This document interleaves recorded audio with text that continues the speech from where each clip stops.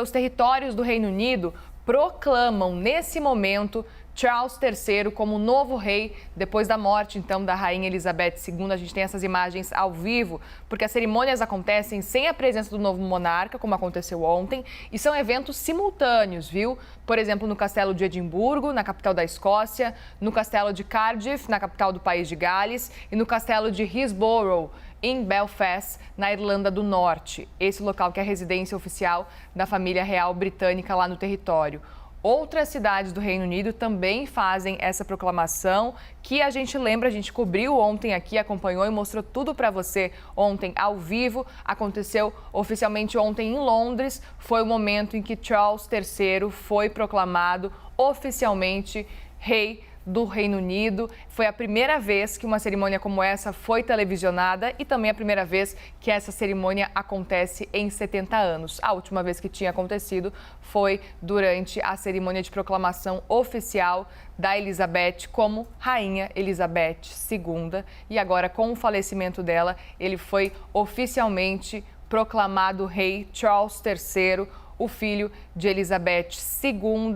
A gente lembra que a coroação é diferente da proclamação oficial. A coroação não tem data para acontecer ainda, deve demorar ainda mais uns meses, até para que o povo do Reino Unido consiga digerir esse luto. Não só o povo do Reino Unido, como também a família real. É um processo agora de luto que o Reino Unido passa depois da morte da monarca, que principalmente viveu durante tantos e tantos anos e que comandou o país, que reinou no país. Então a tendência é de que demore um pouco mais. Esse é o período normal. A gente lembra, inclusive, que a própria Rainha Elizabeth II teve essa coroação, na verdade, mais de um ano depois da morte do próprio pai. Então a gente vai seguir acompanhando todas as novidades com relação agora aos próximos passos envolvendo a monarquia britânica, mas nesse momento que você vê agora, então, é a proclamação de Charles III como novo rei do Reino Unido em diversas outras regiões do Reino Unido. Tudo isso, então, se espalhando para que a nação, de modo geral, veja de forma televisionada e ao vivo. São cerimônias muito parecidas com as de ontem, né? Tanto em Cardiff, Edimburgo ou Belfast, muito parecidas com as que ocorreram em Londres. Além dessa proclamação, você tem salva de tiros e canhões também, que já são tradicionais em eventos como esse. A gente vai voltar a falar aqui com a Derla Cardoso a respeito dessas proclamações, né, Derla, que é um sinal. Ontem a gente conversava com os nossos analistas aqui, estávamos com o Lorival Santana, com o Américo Martins, também com o professor Leonardo Trevisan, e a gente chamou muita atenção, né, Derla, para a questão da unidade do Reino Unido nesse momento, com todos esses países que nós citamos, País de Gales, Irlanda do Norte, a Escócia e também a Inglaterra. E aí, esses territórios proclamando também o rei Charles III é um sinal de integração, de união nesse momento, ainda que a gente tenha um ou outro cenário de tentativa de separação, como no caso da Escócia, né? Sim, claro. Alguns analistas dizem que esses sentimentos aí, independentistas, de separação, podem se intensificar agora, já que a Rainha Elizabeth, ela tinha uma figura ela trazia muito essa questão da unidade e da estabilidade do território do Reino Unido. Era o chamado soft power dela, como a gente chama nas relações internacionais, ou seja, é aquele poder que não é o poder duro imposto pela força.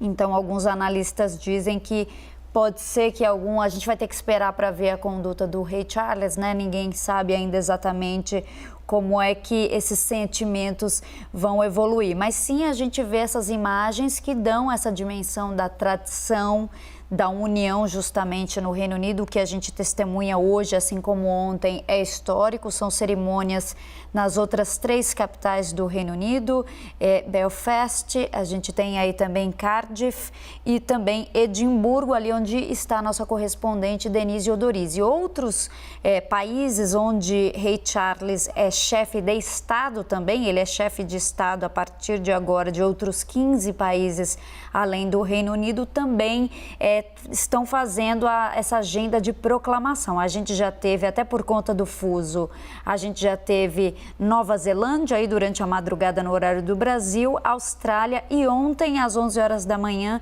a gente viu essa mesma cerimônia no Canadá, se deu em Ottawa, ali na frente da sede do governador-geral. Perfeito, Derla. Eu vou aproveitar para chamar o Lorival Santana, porque é muito simbólico o que acontece neste momento. A gente tem, de um lado, essas cerimônias que acontecem, na verdade, em diversas partes do Reino Unido, confirmando, proclamando Charles III como novo rei do Reino Unido. E, por outro lado, na Escócia, a gente tem ao vivo também as imagens do caixão da Rainha Elizabeth II, a rainha mais longeva da história da nação, agora a caminho de Edimburgo, para o começo aí das despedidas oficiais. É simbólico e gostaria de te ouvir um pouquinho sobre essa relação das duas coisas. A gente viu como é importante a continuidade, né, do preenchimento desse cargo de chefe de Estado, né? Embora, como vocês disseram, a coroação ainda vai demorar bastante tempo, a Elizabeth II esperou 16 meses pela coroação oficial dela, mas assume o trono imediatamente. A partir do momento em que o rei ou a rainha morrem, imediatamente o seu sucessor ou sucessora assume de fato, né? E por quê? Porque eles representam o Estado britânico e a continuidade até das próprias regras que regem o convívio entre os britânicos, né? Então, a gente está vendo na Grã-Bretanha como os governos, no caso do parlamentarismo, e isso acontece um pouco com o presidencialismo também, podem ser instáveis, né? Aqui a gente teve impeachments mesmo num presidencialismo. E no parlamentarismo, por uma decisão do parlamento, o primeiro-ministro ou primeira-ministra pode cair, ou no caso do próprio partido, do próprio governo, do próprio gabinete, como aconteceu no caso do Boris Johnson, né? Foi uma renúncia de 60 dos 120 autoridades ali que tinham um cargo escolhido pelo próprio primeiro-ministro, que deixaram o governo e aí ficou insustentável a permanência do primeiro-ministro. Então, há uma instabilidade inerente na democracia, né, ou uma natural alternância de poder quando as condições políticas mudam e que tem que ter um contraponto de estabilidade. Então, esse contraponto está no chefe de Estado e para que a população sinta que há uma estabilidade, uma segurança nas normas, né, de convívio. Então, é nesse sentido que as proclamações se repetem para dar esse tipo de segurança para a população.